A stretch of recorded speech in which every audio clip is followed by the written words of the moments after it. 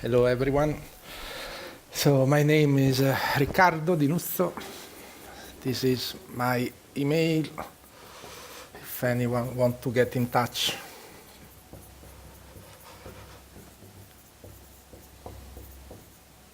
And I also have a GitHub account. Oh, look, I know you. I was talking to you about issues in GitHub. Yeah. Cool. That's a guy from our sponsor, Event Store. Yeah, I work for Event Store. Event Store is a database for events. And in this lightning talk, I will try to go through from the business requirements that any of us usually daily we receive from stakeholders, through walking through the modeling of the domain, and then the architecture, and then patterns like event sourcing, CQRS, pub, sub.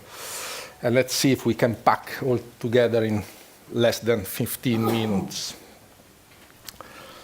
So the first question is, do you have anyone can suggest a business requirement, a little one, that maybe you came out recently? No? No, we don't have much time, no? Schedule a meeting. Schedule a meeting. Oh, okay. So schedule a meeting, right. So let's try to do something for this business requirement.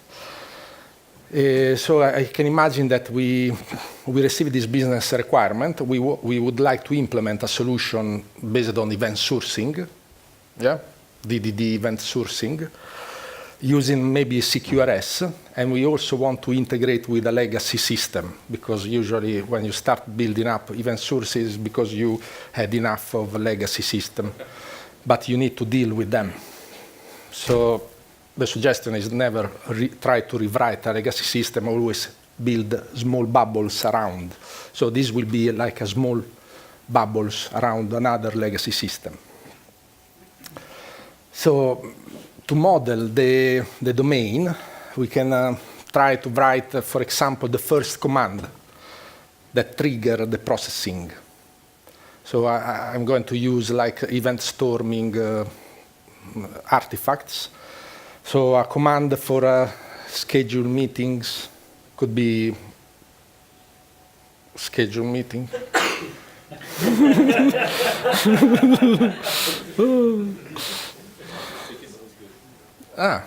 Yeah. Okay. So.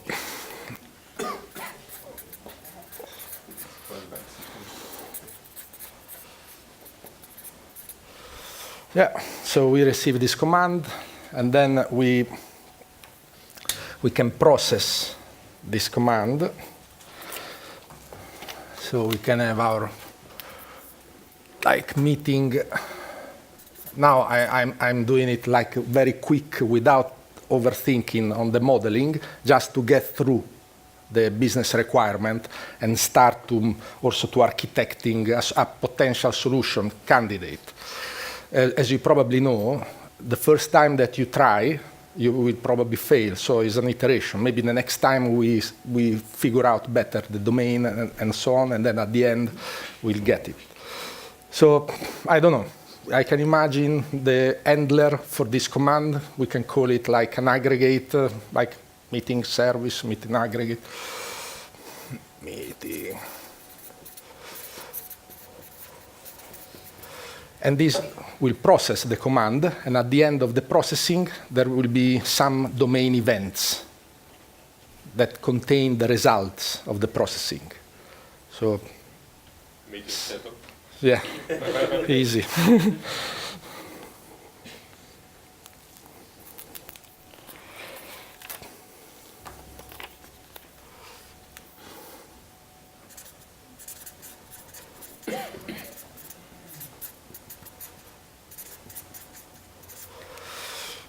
Cool. There will be much more in a real solution, but just to give an idea. Now, these domain events can trigger other processing. If this is the case, we don't process directly this event, but we need like a policy or a process manager that react to events and send out commands to other processing units. So you can see, like, we can literally slice the requirement in small, like, sections. So each processing is triggered by commands, and each processing ends up with one or more domain events. And eventually those events can be listened by a process manager or a policy. So we can have a policy here that maybe meeting scheduled, this one will send a command to another processing unit that will send an email, and then email sent, something like this. Yeah, cool. And now we have our model, more or less, a simple one. Now let's try to translate, to go from these like theoretical, logical things down to a more practical task or architectural task that we usually have to deal with when we try to implement solutions. So as developers, we try to figure out which services then we need, which, I don't know, pattern we apply, which protocol we will use. For example, this one, schedule meeting, this command, I can imagine that we have a web UI where the user will fill up a form, and then we just send a message to, let's say, an API. So now we are on another level of our analysis, more architectural. Here we can also talk about technologies. Why not? We can talk about technologies, and we can talk about patterns. So this API, we can use HTTP. Let's say an HTTP API is like the door to enter into our solution. So this API is a pass-through, does not contain much logic. You don't do validation here. You don't validate the message. It's not the right place for the architecture that I'm suggesting. So it contains very little logic, only to pack this message to something that you can push in a message queue.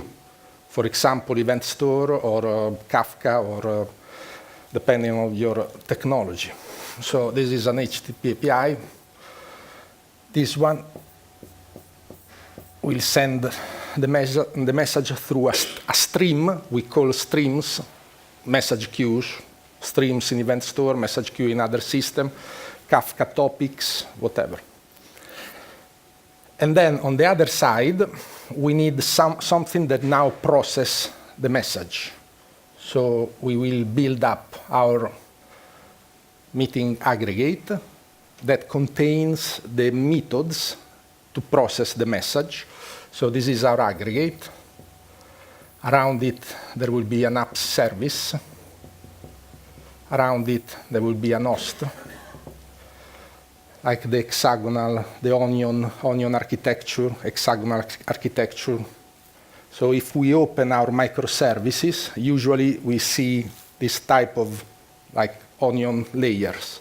And at the core, there is our aggregate with the business logic. This aggregate is then hosted by a process, and we can have multiple instances of this process that are part of a processing group, a subscription group, that are all interested to messages from this queue.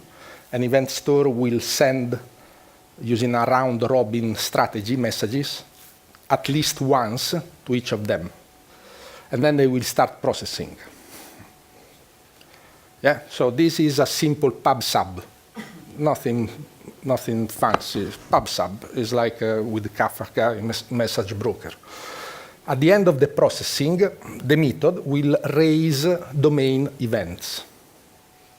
So here we are in the field of domain sourcing. So I can imagine my processing unit in my aggregate raising domain events for this specific meeting. I can imagine the name of my company or meeting dash with some ID. And this will be the stream ID. And then I will start appending in this stream the domain events. I can imagine that the first one will be this, meeting schedule, or meeting room fulfilled, or error invalidation. So the validation is, if you were asking yourself, where are you doing the validation, given that this API is not doing this, it's just a pass-through. So usually what I do is put in here an anti-corruption layer, an input adapter, where you receive this raw message from the external world, and then you see if you have a mapper, something that can understand the message, and you start going through your validation rules on whatever. So it's not happening there. This is just a pass-through. Why not? Because if you start putting here the validation, then you will start constraining your client with a schema.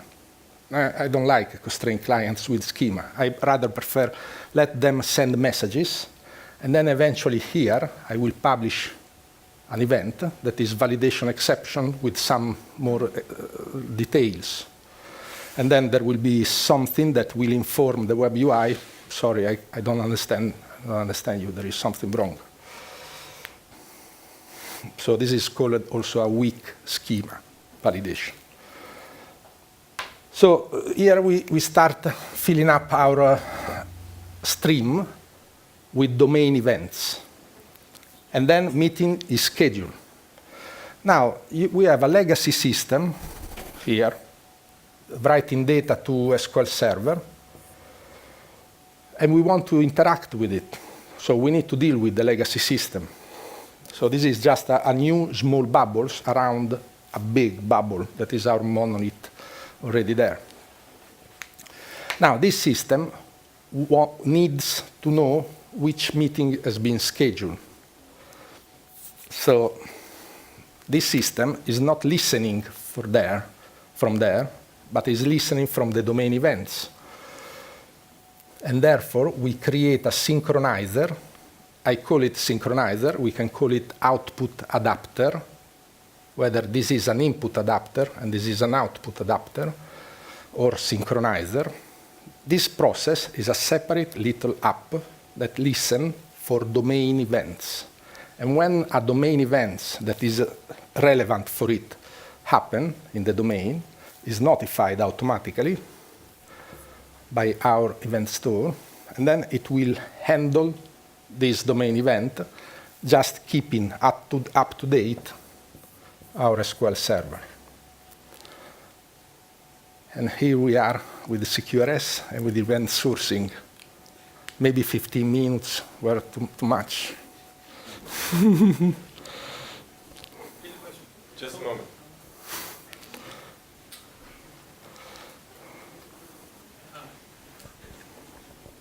Thank you. So a little question. The buffer at the beginning, the horizontal cylinder, and the topic are both part of the event store. Am I correct? So this is an HTTP API. I usually use Node.js with Express. So I can write Node.js Express. And then here, there is an event store client that just wrap this raw message in an event that event store can understand. And it append in an ingestion stream. So this is a stream in event store, or a topic in Kafka, or a kinesis, something. And on the right, you have again a topic. So on the right side. This one? This? No, the rectangle above. This is the stream. This is event sourcing. Here we use pub/sub. Here we are applying event sourcing. Okay, so there are two distinct mechanisms. Correct. Yeah. So these are three steps. First, ingestion. Second, processing. And third is a report. Output. You need to take out the data and serve the data to a UI or to a data warehouse. I have a question. So pub/sub, event source. If you put web UI on the left side, and in the right side is your domain model, introducing an additional buffer, unless the system is extremely loaded, it actually creates impediments for development. So is it really needed? Do you use it all the time, or you limit your use cases? I mean, I'd rather call my aggregate, which is event sourced, from the application service, but the endpoint would be the API. From the web UI? No, what I would do, if it's scheduling a meeting, and not in a meeting scheduling of the world system, so my adapter would be here, and I would just do this. So in that case, who is going to distribute the events to your components? Load balancer. Correct. So you need another piece of software. Which is already made. Of course. But you need... Off the shelf. But there are plenty of load balancer, of course. You can use also Consul, for example.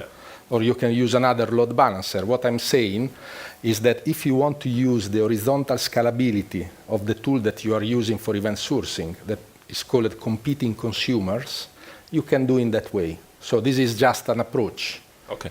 So this is just to be able, on this side, having groups of processing units. So you can have different groups. Yeah, you do spatial temporal decoupling of your endpoint from the domain model. Correct. And then you can separate and keep in front of your application an event store just for ingestion, where you set a max age of 7 days, for example. And you can separate the event store where you save the domain events in another place, maybe more high available or whatever, persisting the data never ending. Yeah, it's just that, in my experience, I mean, when I start doing stuff and it doesn't require a high degree of scaling, then the additional buffer between the API and the application service creates impediments in terms of communication errors back, because then you need to put your error events in another stream, and then you create a reliable mechanism for communicating these errors to the client, which is kind of a lot of work. Well, so if there are errors here, what you have to do is just let a synchronizer know that there is an error. So you just raise an event, and then you can create a match in the same synchronizer, listening for those errors. And this synchronizer will update a cache in the web UI or a database. Yeah, but the web UI at this moment would not receive any notification of possible errors. If I would be scheduling meetings. If this is a requirement, then you need a local cache in the web UI where you can push the messages. So in that case, you can do in that way. So you will not use the same synchronizer. You will use a special synchronizer in order to feed, like pushing the data to the web UI. So when I say this is CQRS, I'm trying to show how you can plug to this domain as many synchronizers that you need to keep up to date your legacy SQL Server or a Neo4j graph or a Redis cache in your UI. So you can plug read models. So what mechanism do you use for the communication? Would that be like a WebSocket, or for getting some feedback back into the web UI? Or you mean here? Yeah, so you really need some, even if just a confirmation to your user, your meeting scheduled. If there is a business requirement that say, okay, let's assume there is. Yeah, the user need to be informed with like a flag or whatever immediately. Then in that case, yes, you need a WebSocket or like a pushing system directly using JavaScript to the UI. So there are protocols that are made for this. There are technology libraries that you can use to do this. So your synchronizer will interact with this through this transport. Do I understand correctly that the processing part is completely stateless, and then we just put all the domain events to the event store, or? If it is an option, it's better, as we know, to keep it stateless, if it is an option. But if this requires some state, then there is a way to handle this situation. Okay? So, for example, if you need a stateful. I thought that the whole state would be built based on the stream that we have, right? And the stream is only the rightmost component. Yeah, you still recover the state of your aggregate from the stream when you process the command, right? So. If these the components need to be stateful, they can keep a local cache with the data that, of course, are saved there already. So if these need some data, you can create one of these little synchronizer to do this. So imagine that you have another processing aggregate, completely different, that are processing pretty much the same meetings, but they are raising different events, and these need data from this, or vice versa. So you don't do this. Wrong. It's not the best option. So in this case, given that we are doing event sourcing, you can just create synchronizer that keep up to date a local cache in each service where you need the data.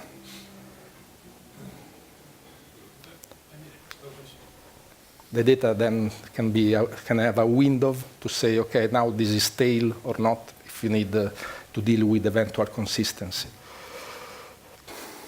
What if you want to update your meeting? If you need a date. Update. An update. You Okay. the time. So, Meeting says the same, but you change time. Another command. Yeah. So you have another change meeting time.